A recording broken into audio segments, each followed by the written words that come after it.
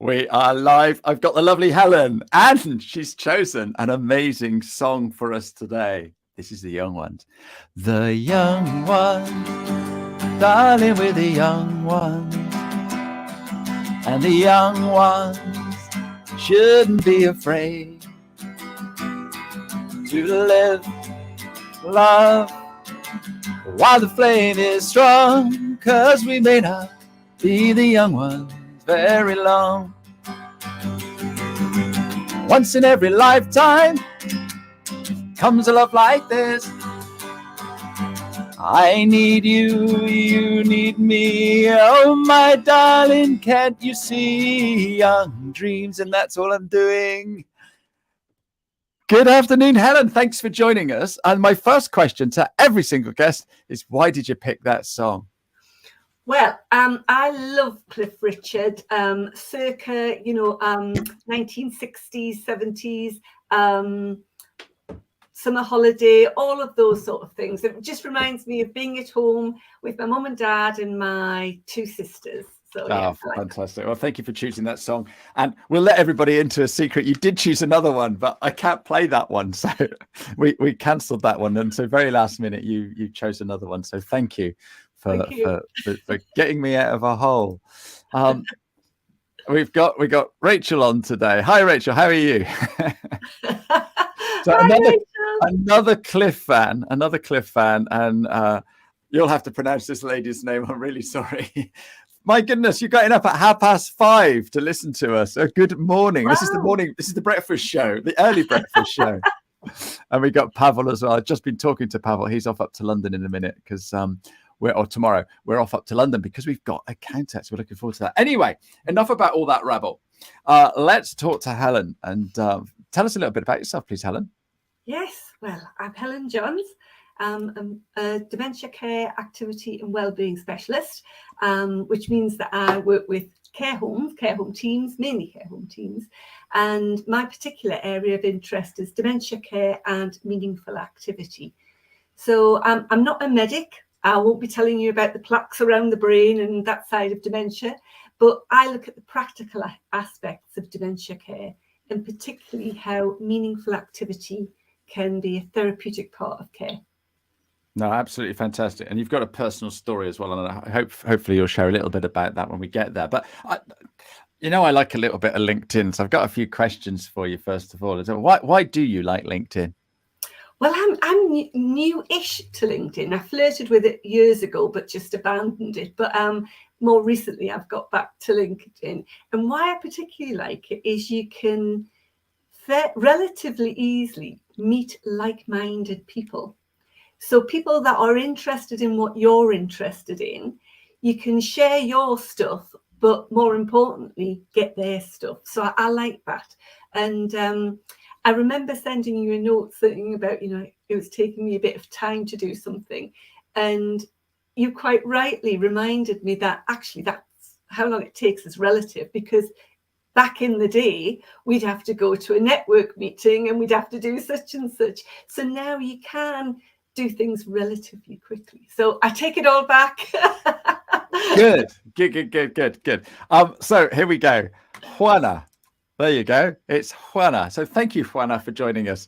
And Dr. Helen Lee is joining for the first time. See what happens. I hope you enjoy it. I hope we've got something for you. And if you've got any questions for the lovely Helen, then please drop them in the chat, because we're keen to answer those questions.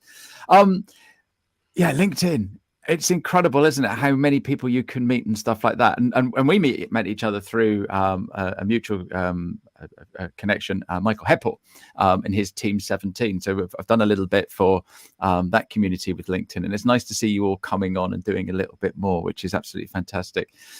Do you post much of your own content, Helen? Yes, I have to admit, in the last couple of weeks, I've been a bit quiet over the bank holidays, but yes, I've restarted again. So the things that I'll be posting about in the next couple of weeks are around life histories and how they can be used to support good dementia care, and particularly meaningful activities. So I think Today's was about memory boxes. Yesterday was about a memory book. I showed my mum's memory book and how we had photographs of her from when she was 9 months old to cards when she was 80. So, you know, how those resources and those tools can be used. So posted that today. Fantastic. And this is the thing, right? You can post absolutely anything. So many people say, oh, it's a professional network, not allowed to do this, not allowed to do that. Just post away, just create content. I don't know if you know the number, the percentage of people actually creating content, Helen? You said was it 1%? Sadly it is. Yeah, absolutely. I'm in the 1% club. You are. It's not difficult, is it, Helen? It's not difficult. And that's a really good point, because I was very clear in my mind, you know, when I was thinking about sort of my audience, I was thinking, oh, well, Facebook is for the relatives and the friends, and Twitter's more about the professional links, and equally LinkedIn. But what I've found is that, you know, sharing some of my personal story as well as my professional tips and hints is much more authentic. Yeah. You know, that seems to work. So, yeah. Hopefully it works for people out there. We want to connect with people like us, okay? And if we're stilted, or we put on airs and graces, or we're not true with our authenticity, then why are we here? Because when I meet you in real life, if you're not this happy, bubbly person, I'm like, oh, I'm a bit disappointed, because you come across as a happy, bubbly person. The way you write your posts is happy and bubbly and all that sort of malarkey. So, you know, we've got to be authentic. So tell us, what came first, the book or dementia care? Dementia care first and foremost. And I've spent the last 7 or 8 years now working in dementia care. I'm immersed in all things dementia. So care home activities, inspections, all of those sort of things. And I did this work and love doing it. You know, I work with care home teams. I train them. Do some consultancy work. I provide tools and techniques for them on how to embed meaningful activity into their care homes. And I did all of this work without telling my backstory. And of course, in 2020, like everyone else, I was forced to stay at home. Care home teams didn't want to see me in their care homes or anywhere else, as we were all isolating. And so I decided to write a book about the backstory and what motivated me to get into dementia care. So it was my mum was living with dementia. And prior to that, I'd spent the last 20 odd years in education. So I was supporting teaching and learning programs. So I was quite happily minding my own business. And then when mum was living with dementia, I realised how dementia and her environment affected her. And that sort of led me to want to make some improvements for mum initially, and then for the rest of the residents that lived in her care home, and then beyond. So that's what came first, the dementia care and the working in the sector, and then the book came second. Okay, but so you went into dementia care because your mother's living with dementia. Yeah. So that's what motivated you, right? Yeah, okay. Absolutely. So, yes. So a real life experience made you think, my goodness, this is rubbish what we're getting at the moment. We need to do this, we need to do that, and then you've just muddled along and worked it all out for yourself. Is that right? Well, if I should say first of all that the care mum had was good, but I very soon realised that it still did not meet her needs, and so the term good is relative. And what I discovered is that meaningful activity has a way to support people to live well and sometimes to thrive living with dementia. But for my poor mum, unfortunately, she was very anxious. She was categorised as having challenging behaviour. But when I discovered how meaningful activity and other things could support her and could help her live well, that's when I got into it. And then I shared it with others. Perfect. So Rachel's just said how lovely your posts are and how interesting they are, especially the personal elements. So thank you, Rachel. But Juana has got a question for you. At what point should family consider a dementia care facility for a loved one? I'm sure there's so much guilt around surrounding putting a beloved one into care. Yeah. Great question, Juana. Great question. To give a very specific answer wouldn't be right, because everybody will be an individual, and it will very much depend on their personal circumstances. I know families who have managed to support a person living with dementia well into their illness for years and years and years.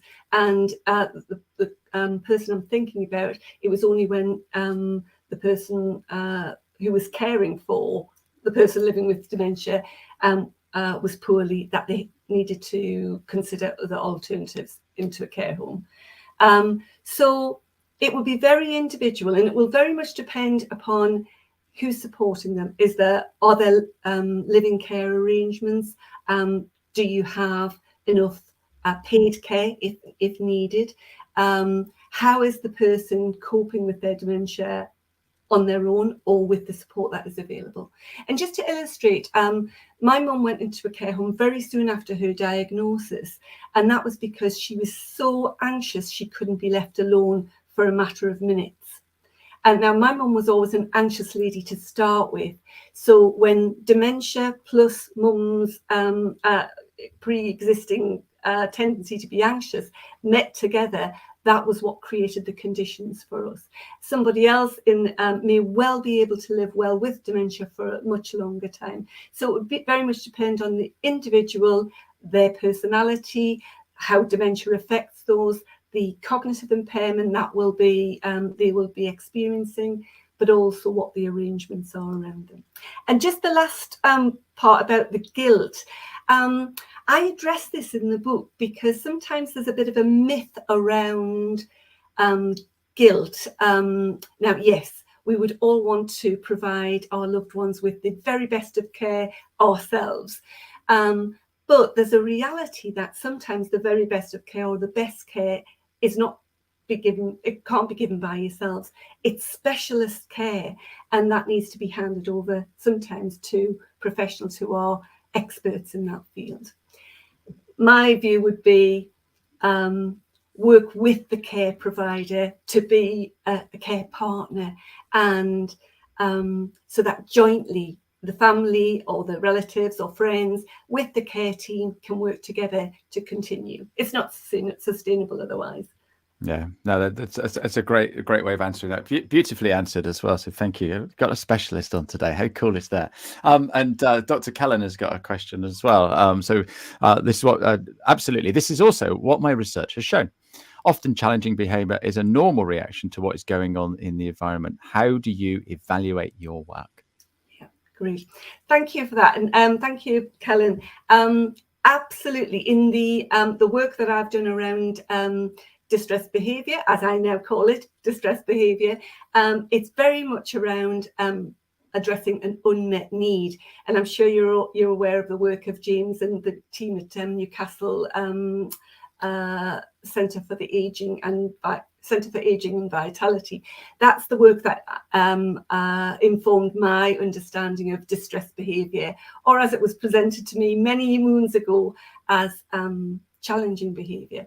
So yes, distress behaviour is usually a symptom of unmet needs, and it's for us to identify what the unmet need is. Sometimes that can be really tricky and can be really, it can be a bit of detective work.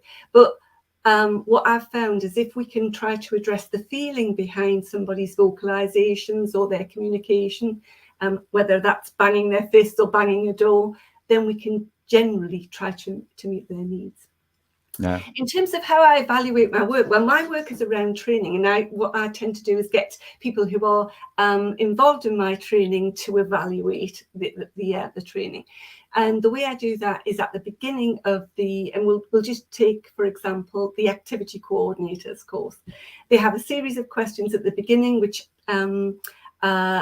they self-assess their confidence level in a particular areas of their work. And then after the training, they reevaluate their confidence levels in the same. And I'm happy to say that in very many cases, or most cases, people have moved at least 1 point up the scale And I always joke with them that, you know, if you started as a 7 and you're now a 5, please hang on and we'll talk some more. But that doesn't happen.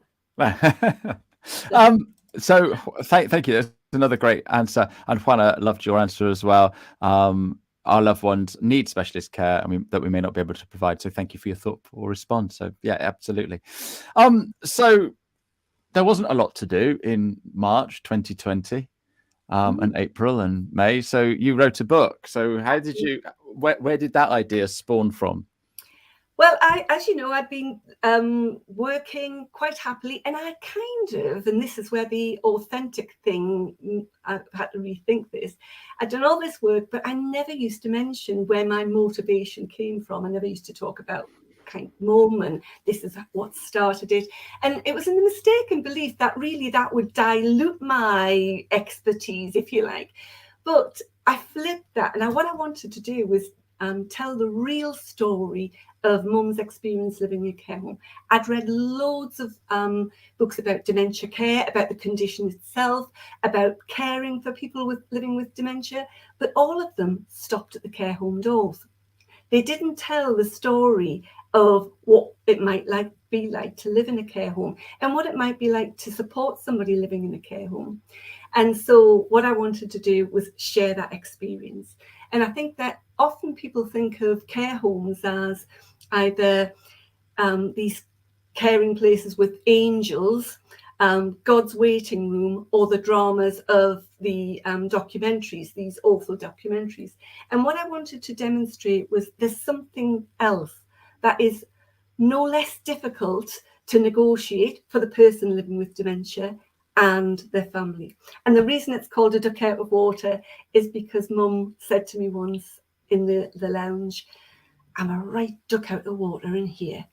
And what she meant was that she felt like she just didn't belong. And so all of my work from there has been around creating environments, creating happy homes where people feel they belong, where they feel that their care home is a real home, and where care staff and family members can work together.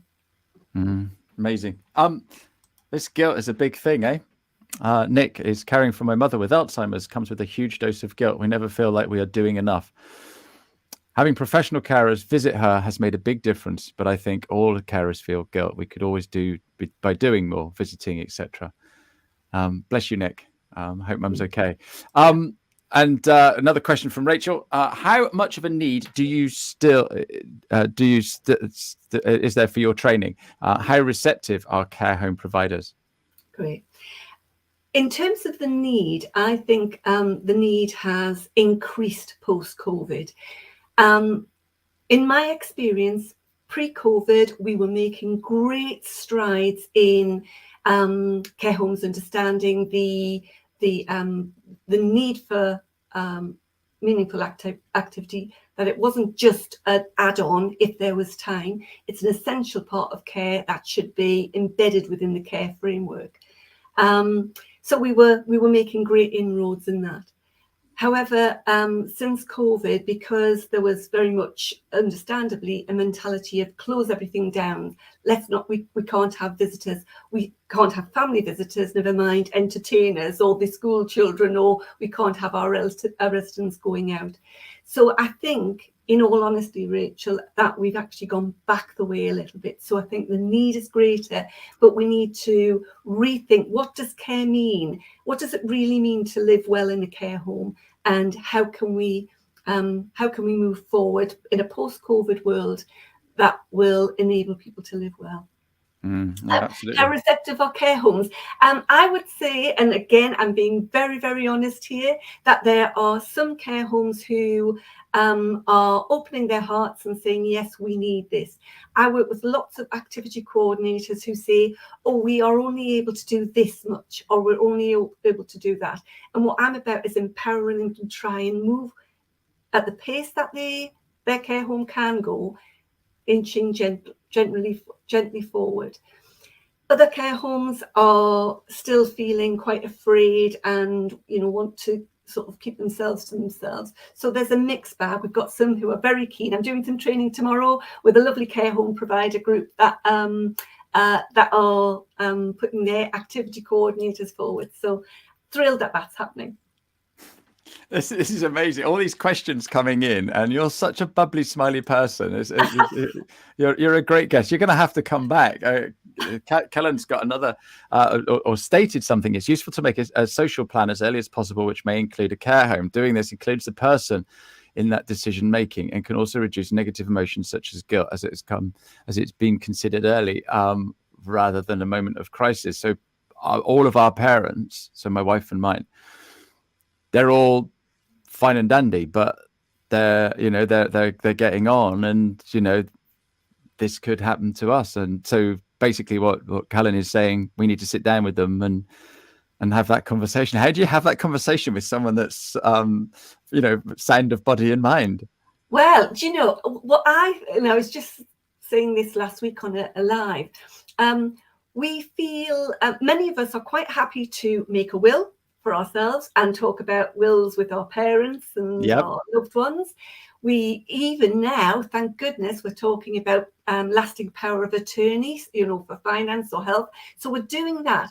But what we perhaps are less, what isn't in the forefront of our mind is exactly how do I want to spend my day if I'm living with dementia, if I'm not able to articulate it? How do I want to spend my day? Do I want to make sure that I get out into the garden at least once a day? Do I want to make sure that I've got the songs that I like on my on a CD player or on a iPod? Do I make sure that I want to always have a basket of knitting because I love doing that and I find it really therapeutic?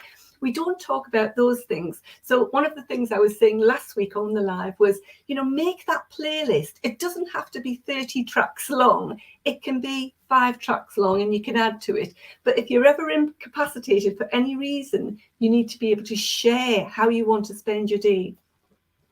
Wow. I could always play this back, couldn't I? That's one way of doing it, isn't it? Yeah. And so also Helen's asked any top tips for writing a book. Well, you and I have both written books, haven't we? I don't know if you've got yours to hand, but there's mine. There's mine. There's mine with the duck out of water. This represents my lovely mom, Rita. That's brilliant. Absolutely. Brilliant. Tips for writing a book. My first tip would be start somewhere and keep going. Have a habit and don't get in your own way. I started in November 2020 and would find any old reason. Even suddenly housework had a marvelous appeal to stop me because I felt uncomfortable writing at first. But keep going through it. Keep a writing routine and you'll get there. The other thing is, if you do have one day off, get yourself straight back in it, because one day can become 1 month. And I found going back to it, because mine was a memoir and I needed to follow a chronological path. I'd come back and I'd completely lost where I was and I had to go and revisit it. But get started, keep going. Find accountability partners and don't give up. Absolutely don't give up. No, perfect. The other top tip I can give is book a hall or a room or a venue, all right, for the launch party. There's nothing that focuses you more than the launch party. So that's the top tip. And I know it works because we got there by the skin of our teeth. I've literally just helped somebody write a book. Because he's going to Accountex and we discussed that having a book at Accountex would be really beneficial for him. And we worked through it together and literally he's got his book just in time. So yeah, if you've got a deadline, I think that's the way to build it. So Dr. Helen approves. We've run out of time already, Helen. You're gonna have to come back. You've been an absolute delight today. Before you go, I've got one more question for you. And before we do any of that, I just want to give a shout out to my guest next week, who is James Hadley. So he's all about pensions and property and all that sort of malarkey. So we're going to quiz him about that because that's something else we need to think about as we get older. So finally, then, my question to you is, what advice would you give your 16-year-old self? Do what you love. Oh, I love that. Yeah, not what I know everyone it's a else bit of a wants you to do. cliche, but do what you love, because it will keep you going through the tough times. My passion for dementia has outlived mum. Mum died in April 2021, but it has outlived mum, and I'll keep going because this is so very important to me. So do what you love, because it'll sustain you. Yeah, absolutely. Absolutely. Helen, thank you so much for coming on. Thank you to everybody for all your lovely comments and questions. That's absolutely fantastic. And if you know of any guests that we should have on that's equally as bubbly as the lovely Helen, then please let us know. Helen, goodbye. Goodbye. Thank you for coming. You get out what you put in, never gonna